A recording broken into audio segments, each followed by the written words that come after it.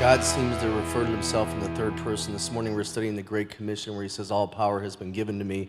People use that to say that he never claimed he was divine. We kind of put that on him later. And I was wondering, I've been asked that question. I was wondering how you address that question.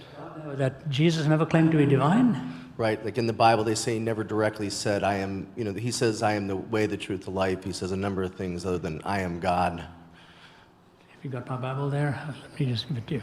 Several passages. If you look, for example, at John 8, where he is described to be the I am, nothing could be a greater claim than before Abraham was I am. He says, that is the very word of Yahweh, I am. Before Abraham was I am. He's already positing his eternal existence.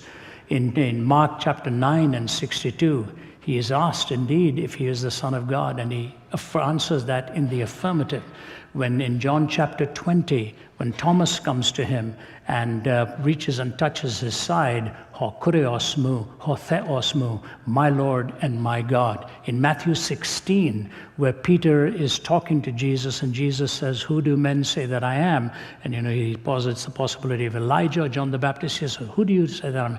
Thou art the Christ, the Son of the living God. He said, blessed are you, Simon. Flesh and blood has not revealed this to you, but my Father who is in heaven. If you go on to John 18, where he is standing in front of Pontius Pilate, the very claim that he makes, are you the king then? And he says to Pilate, who's put this question to you, or are you asking this question of your own?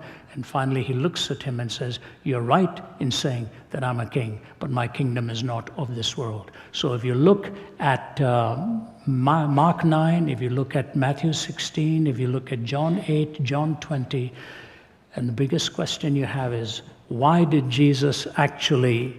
was he crucified? He was crucified because he claimed to be the very Son of God. By contrast, let me put this to you. When Mohamed started receiving a revelation, he didn't even know what was happening.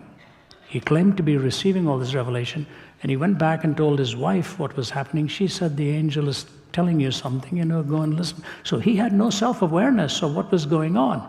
Jesus knew exactly who he was. Before Abraham was, I am. Flesh and blood is not revealed to you, but my Father in heaven is in heaven, that I am the Christ, the Son of the living God. So it's not just the I am the way and the truth and the life. He claims to be pre-existent before any human being, and that is only an attribute of the divine.